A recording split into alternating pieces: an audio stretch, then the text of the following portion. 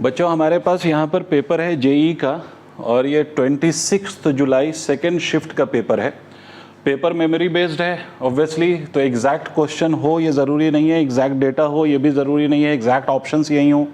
तो हमें जो बेस्ट ऑफ अंडरस्टैंडिंग में जो ऑप्शंस मिले हैं या क्वेश्चंस मिले हैं वो हम आपके लिए लेके आए हैं, उसको हम सॉल्व करेंगे वन बाय वन। कोशिश करेंगे कि हम वन बाय वन क्वेश्चंस को सॉल्व करें with explanation, pure explanation, full explanation के साथ हम इन क्वेश्चंस को सॉल्व करने की कोशिश करेंगे। अब देखिए जैसे हमारे पास पहला क्वेश्चन है, ये एक बहुत आसान सा क्वेश्चन है। अगर आप देखें एनएलएम का, न्यूटन्स लॉज ऑफ मोशन का एक बहुत आसान सा बहुत प्यारा सा सवाल कि इन एटवुड मशीन, एटवुड मशीन आप समझते हैं, ये डायग्राम भी आपको गिवन है। इस एटवुड मशीन में आपसे ये कहा जा रहा है कि इस एटवुड मशीन में M2 इसको मान लिया है, वो क्वेश्चन में आपको मेंशन कर रहा है M2 ये है, M1 ये है। तो पहली बात जो वो आपसे कह रहा है वो ये कह रहा है कि सर इन एटवुड मशीन M2 अगर ट्वाइस ऑफ M1 हो जाए then the acceleration of both of the masses is A1। बात क्या नोट करनी है कि इस ब्लॉक का जो मास है वो इस वाले ब्लॉक के मास का डबल है, M2 ट्वाइस ऑफ M1 है। इसका मतलब पहली कंडीशन में अगर आप इस मास को M1 की वैल्यू को अगर आप M मानेंगे तो M2 की वैल्यू को आप कितना मानेंगे, ट्वाइस ऑफ M1, इसका मतलब 2M मानेंगे। पहली कंडीशन ये है। दूसरी कंडीशन तब आपसे कहता है कि एक्सेलरेशन कितना है, एक्सेलरेशन A1 है। दूसरी कंडीशन में आपसे कहता है कि however when M2 is equal to thrice of M1, तो मैं दूसरी कंडीशन यहीं पे ड्रॉ करूंगा ताकि आपको क्लैरिटी आ जाए कि M2 अगर थ्राइस ऑफ M1 है तो आप दूसरी कंडीशन को यहां पर ऑब्जर्व कर लीजिए। M2 अभी भी यही ब्लॉक, ये ब्लॉक, इसका मास M2, इस वाले ब्लॉक का मास M1, वही एटवुड्स मशीन हमारी। अब इस केस में हमसे कहता है कि M2 M1 का थ्राइस है, 3 गुना है, ट्रिपल है। तो इस M1 को अगर आप M मान लोगे, यहां पर M1 को अगर आप M मानोगे तो M2 की वैल्यू कितनी हो जाएगी सर, M2 की वैल्यू हो जाएगी थ्राइस ऑफ M। ठीक है भाई, ये दूसरी कंडीशन है कि M2 अगर 3M1 है तो उस केस में आपसे कहता है कि then the acceleration of both is A2। अच्छा, ऑब्वियस सी बात है कि दोनों blocks are connected with the same string, तो acceleration of both the blocks in this situation will be same, acceleration of both the blocks in this situation will also be same. ये बात अलग है कि इस केस में जो acceleration आएगा दोनों ब्लॉक का और इस केस में जो एक्सेलरेशन आएगा दोनों ब्लॉक का वो सेम नहीं होगा क्योंकि values of masses are not same. लेकिन एक्सेलरेशन वाइज अगर हम बात करें, इस केस में अगर आप ये देखें, ये वाला ब्लॉक अगर A1 से मूव करेगा तो ये वाला भी A1 से करेगा, ये वाला ब्लॉक अगर A2 से मूव करेगा अकॉर्डिंग टू द क्वेश्चन तो ये वाला भी A2 से करेगा। तो हमसे क्वेश्चन में पूछा क्या है, हमसे कह रहा है find the ratio of A1 and A2। पहले केस में जो एक्सेलरेशन है, दूसरे केस में जो एक्सेलरेशन है, उन दोनों का रेशियो बताना है, उन दोनों का रेशियो बताना है। तो आप इस क्वेश्चन को अगर आप इसको देखें, इस क्वेश्चन को आप दो तरीके से सोच सकते हो, इस क्वेश्चन को आप दो तरीके से सोच सकते हो। एक तरीका तो सर आपके सोचने का ये है कि आप इसकी इक्वेशंस बनाएं, है ना। आपको याद होगा कि इस वाले ब्लॉक के लिए अगर हम इक्वेशंस लिखें तो क्या इक्वेशंस बनेंगी इस ब्लॉक के लिए, बोलो भाई। इस वाले ब्लॉक के लिए जो इक्वेशन आएगी ये कितनी आएगी, इधर आप लिखेंगे 2mg, इधर आप टेंशन को T कह दीजिए, इधर आप लिखेंगे सर mg, इधर वाले टेंशन को आप T कह दीजिए। तो आपको पता है कि ये वाला ब्लॉक बीइंग हेवियर ब्लॉक, ये वाला ब्लॉक नीचे आएगा, ये वाला ब्लॉक ऊपर जाएगा, इसका एक्सेलरेशन A1, इसका एक्सेलरेशन भी A1, दोनों का एक्सेलरेशन A1, दोनों का एक्सेलरेशन A1। अगर आप इक्वेशन बनाते हो इसकी एक्सेलरेशन निकालने के लिए, क्वेश्चन सॉल्व जरूर होगा बट टाइम ज्यादा लगेगा और टाइम अपने पास कम है। तो अगर आपको कम टाइम में इसको सॉल्व करना है तो आप सीधा सीधा ये कॉन्सेप्ट इस्तेमाल करें। आपको याद होगा कि अगर दोनों ब्लॉक्स के एक्सेलरेशन सेम हो इन केसेस में तो आप एक्सेलरेशन को ऐसे भी लिख सकते हो, एक फॉर्मूला याद करो। एक्सेलरेशन होता था net pulling force, net pulling force divided by what, तो divided by total mass. Net pulling force divided by total mass. Net pulling force में आप सिर्फ उन फोर्सेस को कंसीडर करोगे जो एक्सटर्नल हैं। क्या मतलब सर, यहां पर टी इंटरनल है, mg ग्राउंड लगा रहा है, आपका सिस्टम ये है, ये block with this pulley, mg ground लगा रहा है, ground is not the part of our system. तो उसका जो फोर्स है वही पुलिंग प्रोवाइड करेगा, पुल कराएगा ब्लॉक को। तो हमें सिर्फ पुलिंग फोर्स कंसीडर करना है, net pulling force divided by total मास। अब कैसे कंसीडर करेंगे? ये वाला ब्लॉक नीचे आ रहा है और ये वाला ब्लॉक ऊपर जा रहा है, तो इसको हम पॉजिटिव ले लेंगे, इस वाले को हम क्या मान लेंगे? निगेटिव। अगर दोनों की डायरेक्शन मान लो सेम होती तो दोनों पॉजिटिव होते। फिर एक नीचे जा रहा है तो एक नीचे गया, एक ऊपर गया, एक को हम पॉजिटिव मान रहे हैं, दूसरे को हम निगेटिव। अच्छा सर, क्या हम इसको निगेटिव मान लें और इसको पॉजिटिव मान लें? ये तो हमने कर लिया। उल्टा कर सकते हैं क्या? हाँ कर सकते हैं, मगर वो वेक्टर का कॉन्सेप्ट आ जाएगा। तो बेहतर ये है कि आप तो जो ज्यादा है उसमें से कम वाले को सब्ट्रैक्ट कर लो, सीधा सीधा ज्यादा में से कम वाले को सब्ट्रैक्ट करो। क्यों कर रहे हैं सब्ट्रैक्ट? एक नीचे जा रहा है, एक ऊपर जा रहा है, तो जो ज्यादा है उसमें से कम वाले को सब्ट्रैक्ट कर दो सीधा। कोई वेक्टर की कंडीशन लगाने की जरूरत नहीं है, कोई वेक्टर की कंडीशन नहीं लगाना हमें। तो पहले केस में अगर हम A1 लिखें, A1, तो हम क्या लिखेंगे यहां पर? A1 will be 2mg minus of mg divided by total mass 2m plus of m। Undoubtedly आप m से m कॉमन ले लो, m से m कैंसिल हो जाएगा, यहां से m, यहां से m, ये कैंसिल हो गया। तो ये कितना हो गया सर? तो this answer will become g/3। पहली कंडीशन तो ये आ गई कि हमारा A1 की वैल्यू कितनी आएगी? g/3। A1 की वैल्यू, इस केस में हमने A1 निकाल दिया, A1 की वैल्यू हमारी कितनी आ गई? g/3। A1 की वैल्यू g/3। अब यहां आ जाओ, यहां पर अगर आप देखेंगे तो यहां पर जो इस पे पुलिंग फोर्स है, इस पे अगर आप पुलिंग फोर्स देखें तो इस वाले पे जो पुलिंग फोर्स है वो कितना होगा? तो ये वाला पुलिंग फोर्स, एक मिनट मैं कलर चेंज कर लूं, ये वाला पुलिंग फोर्स कितना होगा? Pulling force will be 3mg। ठीक, ब्लॉक का मास 3m माना। इस वाले का कितना होगा? तो इस वाले का सर mg होगा, तो 3mg और mg। तो net pulling force divided by total मास कीजिए, A2 की वैल्यू कितनी आएगी? A2 की वैल्यू एक पॉजिटिव मान लो, पॉजिटिव किसको ले लो? जिसकी वैल्यू ज्यादा है ना। और इसमें से क्या सब्ट्रैक्ट कर दो? इसमें से सब्ट्रैक्ट कर दो mg को। ठीक है, इसकी वैल्यू कम है और दोनों डायरेक्शन अलग है ना, अलग इन द सेंस कि ये वाला ब्लॉक नीचे जा रहा है और ये ऊपर जा रहा है। इसको अगर आप ऐसे सीधा करेंगे तो 3mg इधर है और mg इधर है, तो इसलिए दोनों ऑपोजिट डायरेक्शन में हैं। तो इसलिए हम ये ऐसा कर रहे हैं कि एक को पॉजिटिव लेंगे और दूसरे को निगेटिव। टोटल मास कितना होगा सर? तो total mass 3m plus of कितना? Plus of m। तो इसको आप कितना लिख सकते हैं sir? 3mg minus of mg, this will become equal to 2mg divided by 4m। m will cancel out this m, 2 will cancel out this 4 twice times, तो ये कितना आ जाएगा? This will become g/2। ये तो आ जाएगा। अरे देखो सर, ये वाला कितना आ गया? g/2। ये वाला कितना आ गया? g/3। हमें रेशियो किसका बताना है? A1 upon A2। तो रेशियो निकाल दीजिए, A1 divided by A2 is equal to g/3 divided by g/2।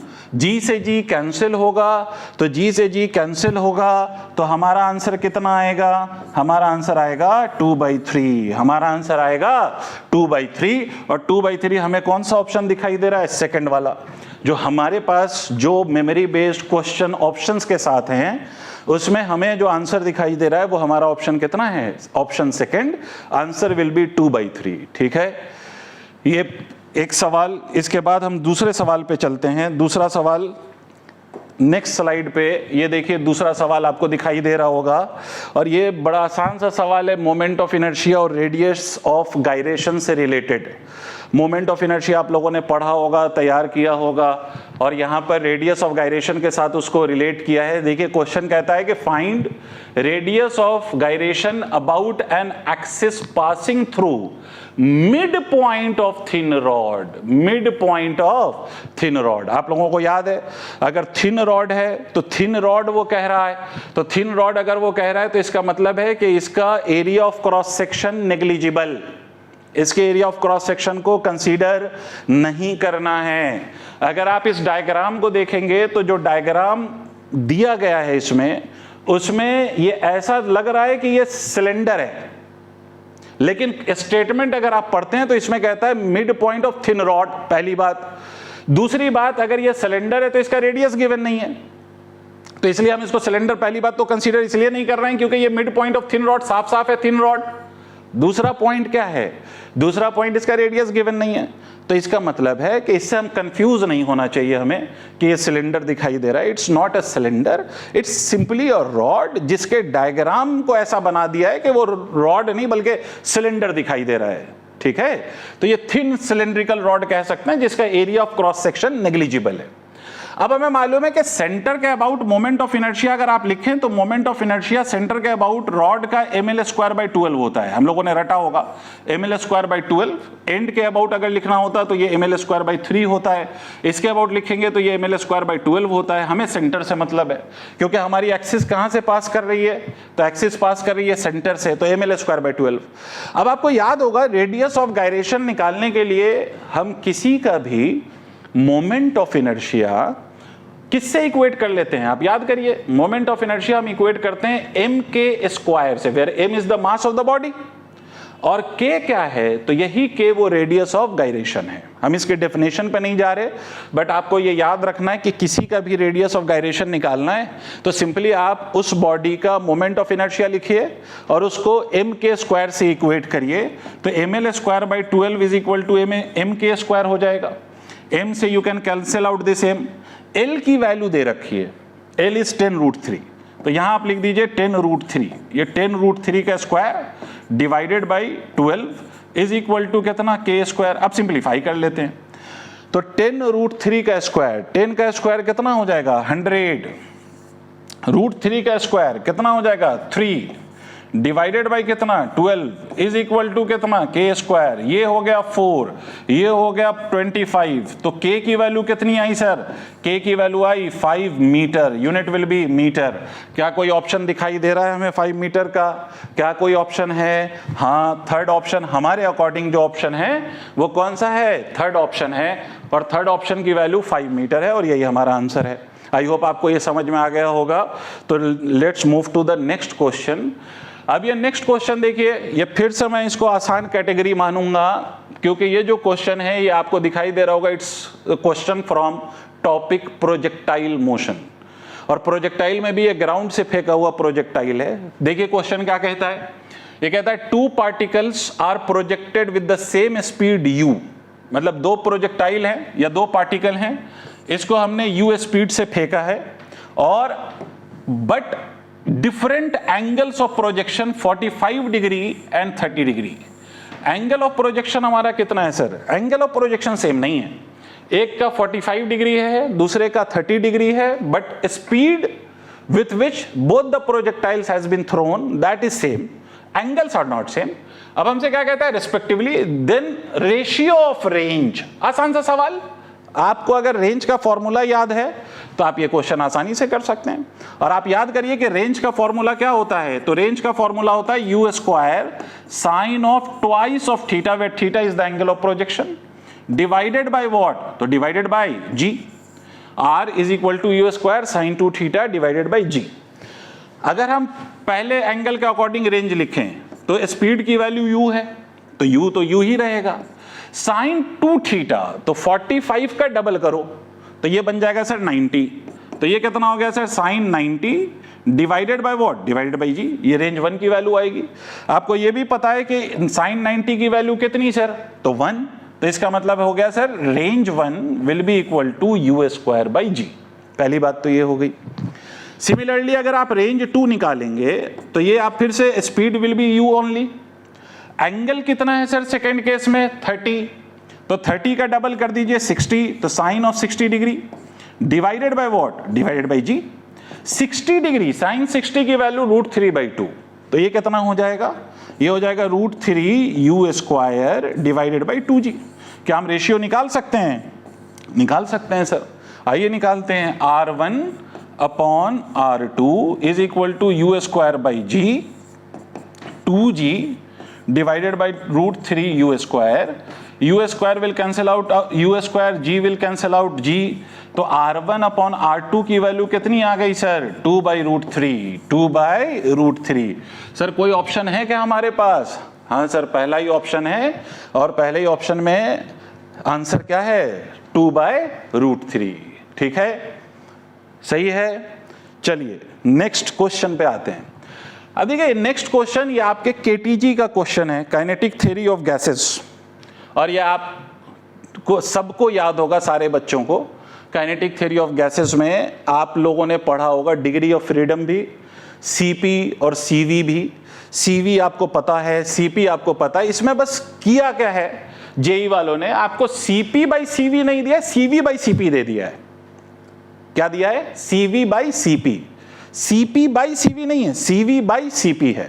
क्या मतलब है सर? इसका मतलब है कि आप याद करिए कि CV specific heat at constant volume of a gas की अगर हम बात करें तो डिग्री ऑफ फ्रीडम के टर्म्स में, और यहां पर डिग्री ऑफ फ्रीडम n लिखा हुआ है, एक बार क्वेश्चन पढ़ लेते हैं। n is degree of freedom of gas, then ratio of CV by CP is equal to what? भाई डिग्री ऑफ फ्रीडम हम लोग जनरली f लिखते हैं, यहां n लिख दिया है। तो आपको याद होगा सीवी बाई सीवी का formula in terms of degree of freedom लिखते हैं हम f by 2r, f by 2r, where f is degree of freedom. यहां पर f नहीं है, n है डिग्री ऑफ फ्रीडम, तो n रख दीजिए, है ना। तो इसका मतलब CV की वैल्यू हो जाएगी n by 2 multiplied by r। पहला पॉइंट तो ये। CP आप याद करिए, CP इज इक्वल टू कितना होता है, मैं पूरे कैलकुलेशन पे जा रहा हूं। CP की value CV plus of R होती है, अगर आपको याद हो। अगर वो वैल्यू यहां पर रख दें हम, तो CV को यहां पर पुट कर दो n by 2r plus of r, तो ये जो फॉर्मूला बनता है वो बनता है 1 plus of n by 2 multiplied by r। ये CP है। CV n by 2r, CP 1 plus n by 2 multiplied by r। अब इनका रेशियो लेना है सर, तो रेशियो सीधा सीधा है CV अपॉन CP कर दीजिए। इसमें आप लिख दीजिए n by 2 multiplied by r divided by, इसमें n बाई 2 अगर हम कॉमन ले लें, इस वाले टर्म में n बाई 2 कॉमन ले लें, तो ये वाला अगर हम n बाई 2 कॉमन ले लेते हैं तो ये कितना बन जाएगा? देखिए ये हो जाएगा 2 by n plus of 1 multiplied by r। आप आई होप आपको ये समझ में आ रहा होगा, और n बाई 2 हमने कॉमन लिया है, तो ये n by 2 multiplied by r, यही तो आएगा भाई। अगर आप n बाई 2 कॉमन लेंगे तो n बाई 2 यहां से कॉमन लेंगे, यहां n बाई 2 मल्टीप्लाई डिवाइड करेंगे, मल्टीप्लीकेशन वाला n बाई 2 कॉमन आ गया, डिवीजन में क्या है n बाई 2, तो ये 2 बाई n बन जाएगा ना, ये 2 बाई n बन गया। n बाई 2r और n बाई 2r आपको साफ साफ दिखाई दे रहा है कि they will cancel out by each other, हो गया कैंसिल। तो क्या बचा सर? सीधा सीधा 2 बाई n प्लस ऑफ 1 बचा। तो इसमें आप रिजल्ट को अगर हम देखें तो CV बाई CP, इसको थोड़ा सा सिंप्लीफाई कर लो एक बार। इसको हम ऐसा लिख सकते हैं क्या, n LCM है, तो ये क्या हो गया sir 2 plus of n divided by n। तो सर ये CV बाई CP की वैल्यू कितनी आ जाएगी सर? तो CV बाई CP की वैल्यू आ जाएगी n अपॉन n प्लस 2 या 2 प्लस n, जो भी कह लें आप, n प्लस ऑफ 2। ठीक है, ये आपका रिजल्ट है, दिख रहा है आपको? CV by CP is equal to n upon n plus of 2। और ये ऑप्शन कौन सा दिया हुआ है? ये सेकेंड ऑप्शन है, n अपॉन n प्लस 2। इसमें एक गलती हो सकती है, अगर आपने इस क्वेश्चन को ठीक से नहीं देखा तो इसमें आप एक गलती कर सकते हैं, 1 प्लस 2 बाई n आप टिक कर सकते हैं। 1 प्लस 2 बाई n, इसका रिजल्ट तब आएगा जब यहां पर ये CP बाई CV होता। अगर ये CP बाई CV होता तो रिजल्ट आता 1 प्लस ऑफ 2 बाई n। आप सॉल्व करके देख लीजिए तो रिजल्ट आता 1 प्लस 2 बाई n। बट यहां पर है क्या? CV बाई CP है, CV बाई CP है, तो CV बाई CP का रिजल्ट 1 प्लस 2 बाई n नहीं आएगा। CV बाई CP का result n upon n plus of 2 आएगा। ठीक है, तो क्वेश्चन हमें हमेशा ठीक से देख के करना है। चलिए नेक्स्ट क्वेश्चन पे आते हैं। क्वेश्चन नंबर नेक्स्ट, आसान सा सवाल, आप इसको कह सकते हैं ये डी ब्रॉय वेव पे बेस्ड क्वेश्चन है। डी ब्रॉय मतलब डी ब्रोगली वेव पे बेस्ड क्वेश्चन है। आपको यहां दिखाई दे रहा होगा कि सर क्वेश्चन लिखा हुआ है कि a nucleus of mass m disintegrate into 2 pieces of mass m by 3 and 2m by 3, the ratio of their D Broglie wavelength will be. इनके वेवलेंथ का रेशियो आपको बताना है। एक न्यूक्लियस है जिसका टोटल मास m है, m is the total mass. ये 2 पीस में ब्रेक करता है, m by 3 और 2m by 3, m by 3 और 2m by 3, m by 3 और 2m by 3। आपको बताना क्या है? तो आपको बताना है the ratio of D Broglie wavelength. D Broglie wavelength का रेशियो बताना है आपको। ठीक है, कैसे बताएं सर? अगर आप इसको बहुत आसान तरीके से देखें तो इसका रिजल्ट आपको साफ साफ नजर आएगा, 1:1 विल बी द आंसर। लेकिन कैसे? तो अगर आपको पूरे प्रोसेस से सॉल्व करना है तो आप ये कह सकते हो सर ये न्यूक्लियस है, ये न्यूक्लियस पे आपसे कुछ कहा नहीं है कि वो इनिशियली मूव कर रहा है या रेस्ट में है, ऐसा कुछ कहा नहीं है। तो हम अपने बेस्ट अंडरस्टैंडिंग से इसको मान लेते हैं कि दिस इज एट रेस्ट। अगर ये रेस्ट में है तो इसकी वेलोसिटी कितनी हो गई न्यूक्लियस की? Velocity is equal to 0। ये स्प्लिट कर रहा है दो पार्ट में, ये स्प्लिट कर रहा है दो पार्ट में। एक पार्ट का मास m/3, दूसरे वाले पार्ट का मास 2m/3। ये दो पार्ट में स्प्लिट कर रहा है, सीधी सीधी सी बात है, सही है। अच्छा, बहुत बढ़िया साहब। तो अगर ये दो पार्ट में ब्रेक करेगा तो इन दोनों पार्ट की कुछ तो वेलोसिटी होगी, एंड बिकॉज न्यूक्लियस खुद से स्प्लिट कर रहा है, स्वयं, कोई एक्सटर्नल फोर्स नहीं है, ये अपने इंटरनल फोर्स के कारण स्प्लिट कर रहा है, तो इस केस में हम मोमेंटम कंजर्व कर सकते हैं, लीनियर मोमेंटम कंजर्व कर सकते हैं। अपन मान लें कि ये v1 वेलोसिटी से जा रहा है, तो हम कह सकते हैं ये v2 वेलोसिटी से जाएगा सीधा सीधा। मैंने साइन डायरेक्टली ऑपोजिट ले लिया है, क्योंकि अगर एक का मोमेंटम पॉजिटिव हो दूसरे का निगेटिव हो तभी इनका सम 0 आ सकता है। और हमें मालूम है मोमेंटम कंजर्वेशन कहता है इनिशियल मोमेंटम और फाइनल मोमेंटम की वैल्यू हमेशा सिस्टम की सेम होगी। तो इनिशियल अगर 0 है तो फाइनली भी इन दोनों के मोमेंटम का सम 0 आना चाहिए। तो मैंने पहले ही ले लिया है। अगर आप पहले नहीं लोगे डायरेक्शन तो एक पॉजिटिव आ जाएगा, एक निगेटिव आ जाएगा, तो उससे कोई फर्क नहीं पड़ेगा सर। खैर, तो इनिशियल मोमेंटम कितना? 0। इस वाले को हम लिख सकते हैं m/3 माइनस ऑफ v1, इसको हम लिख सकते हैं plus of twice of m/3 multiplied by v2। 0 क्यों? क्योंकि इनिशियली हमने न्यूक्लियस को रेस्ट में माना है। इसको अगर हम सिंप्लीफाई करें तो m/3 times of v1 is equal to twice of m/3 times of v2। ये m/3 वाला टर्म कैंसिल हो जाएगा, तो v1 will become equal to twice of v2। v1 will become twice of v2। हमें velocity का relation आ गया, हमें velocity का रिलेशन आ गया, है ना। अच्छा साहब, वेलोसिटी का रिलेशन पता है हमें, है ना। मास का भी रिलेशन हमें पता है। अब डी ब्रॉय वेव होता क्या है सर? तो डी ब्रॉय वेव का वेवलेंथ होता है h/m × v। h/p कहते हैं, p को हम mv लिख रहे हैं, इसमें क्या प्रॉब्लम हो जाएगी? कोई प्रॉब्लम नहीं होगी सर। अब यहां पर अगर आप देखो तो h तो दोनों के लिए कांस्टेंट है, इट्स अ प्लैंक्स कांस्टेंट, तो h कांस्टेंट है। तो हम ये तो कह सकते हैं ना सर, इसको आप ऐसे भी कह सकते हो h/p, h/p, ठीक है।